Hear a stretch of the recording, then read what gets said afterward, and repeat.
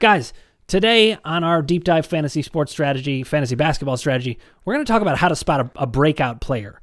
To me, this is a very important part of the season to be looking for this because you've got enough data now to try to figure out who's for real and who's not. There's going to be guys who had a great week or two, and then they start to fade.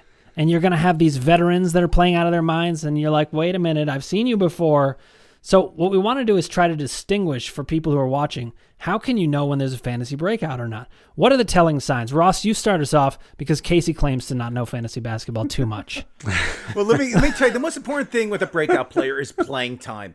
A number I love is 30.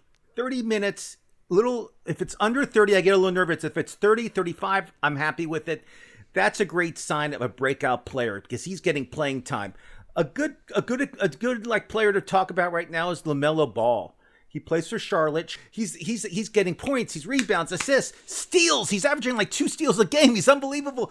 I have him in my fantasy league because I'm Ross the boss. Of course I have him. But that all being said, it's about playing time and getting in the rotation. That's so important. And with COVID and stuff, you got to watch COVID too. You got to see who's not playing. The whole Boston team's not playing. Miami's team's decimated. I mean, the only player they have is Hero that's starting. I mean, you got to be aware what's going on in your surroundings. That's so important right now. You got to watch the news. You got to go on the internet. You got to figure it out.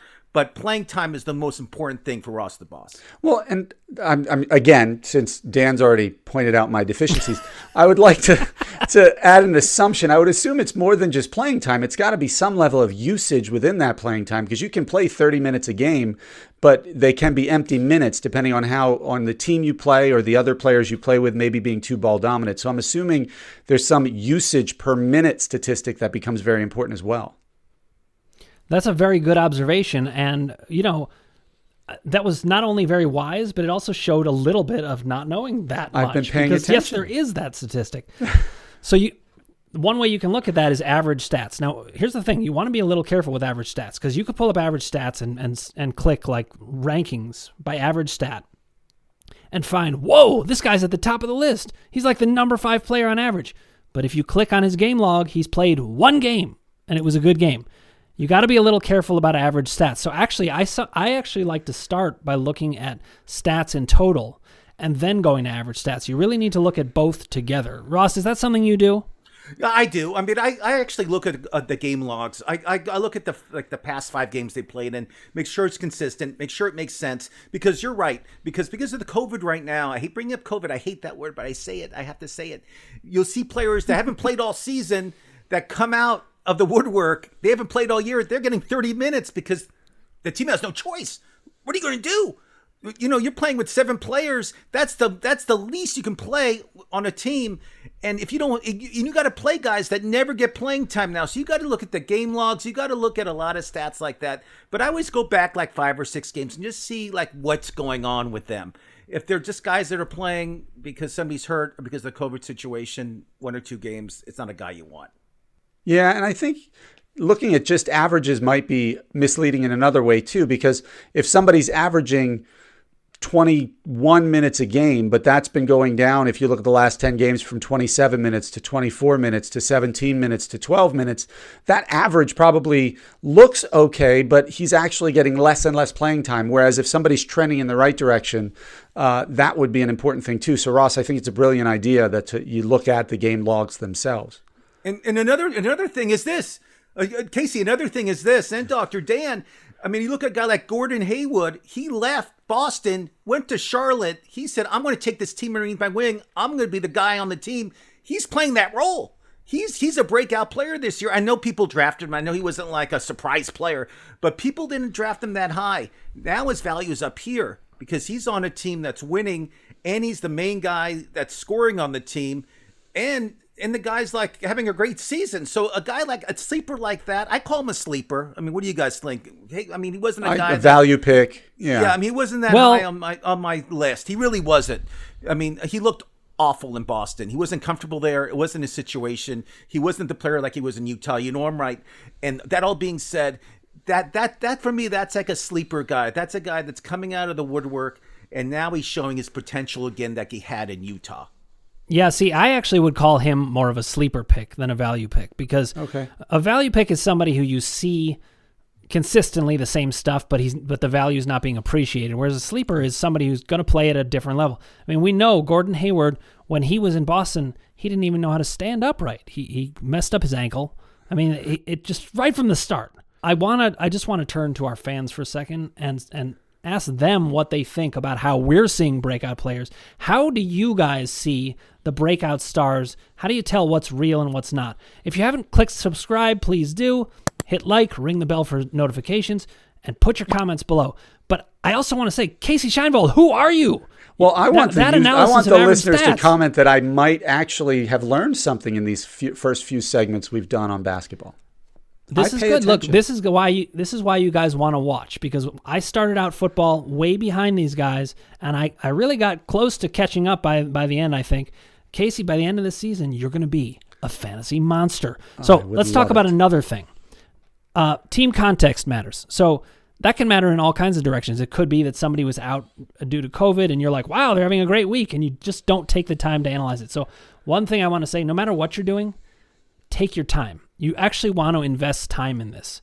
I'm not saying you have to spend all the time in the world, but you've got to spend some time to understand the numbers. That includes if somebody's getting big numbers and they were playing in 3 straight blowout games, was it garbage time? You got to figure out why were they playing the minutes. I will agree with you, though, Ross. Minutes are the most key stat. Yeah, if you're not playing, it's kind of like a quote that Wayne Gretzky said: "If you don't shoot, you can't score." So if you're not on the court playing, you're not going to score, obviously. I mean, a good example is Hussein Whiteside, who we had great expectations for, always consistent the past 5 years in the NBA. He's been a monster. This year, he's not barely getting on the court.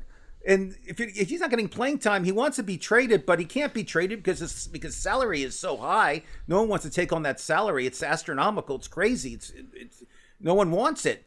Maybe the Lakers. But that all being said,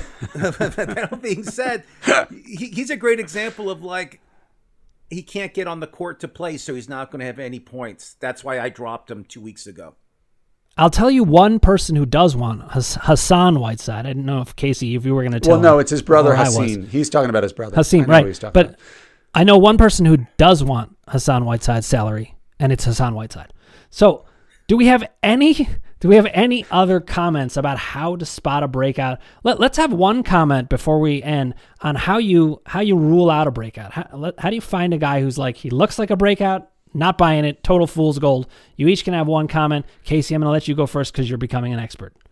Well, I would think if you're looking at if he's shooting an incredible percentage over his career averages or over what's reasonable to be expected, if he's shooting like 60 to 65% and he's taking predominantly perimeter shots, I don't think that's sustainable. That wouldn't be a breakout. So I would look at some of those percentages like that. You're good. I don't know what you're talking about. Ross, how about you?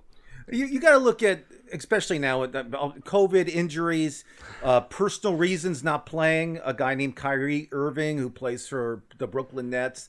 There's players like LeVert. There's players that are going to take his spot for a while, like LeVert and stuff. And he might be gone for like 10 games. I don't know when he's coming back. His coach doesn't know. Durant wants to know where he's at. The reason Durant came to the Nets is because of Kyrie Irving. And now when Kyrie Irving's gone, missing in action. Listen, the problem is Kyrie Irving, he walks towards the horizon and then he just gets to the flat edge of the earth and just looks down, and sometimes he falls. It's gone. And he talking about somebody he's a therapist, I think one of you guys can help him tremendously.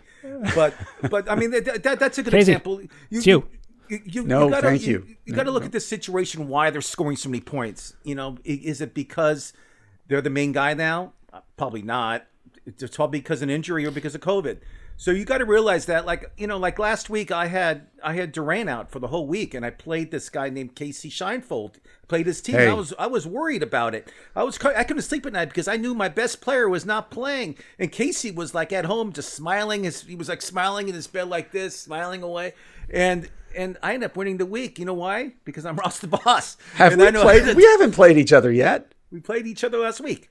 No, I played Farman Van Fleet. Oh, that's what I'm playing this week. Okay, well, guys, story short, for the story reason, I played you, so just go along with it. By the way. So that all being said, I didn't get nervous because I had other options, but that's why you got to have a deep bench on your team too. But that's and this is also why you want to find the breakout stars when you can. Guys, thank you for this discussion. I think it was very enlightening for Casey at the very least. I'm just kidding. I took notes. Just kidding. But fans out there, if you haven't already, click subscribe, ring the bell, hit like, and let us know in your comments what it is we're missing and what we got right. We love to hear good things too. Come on. Thanks for watching.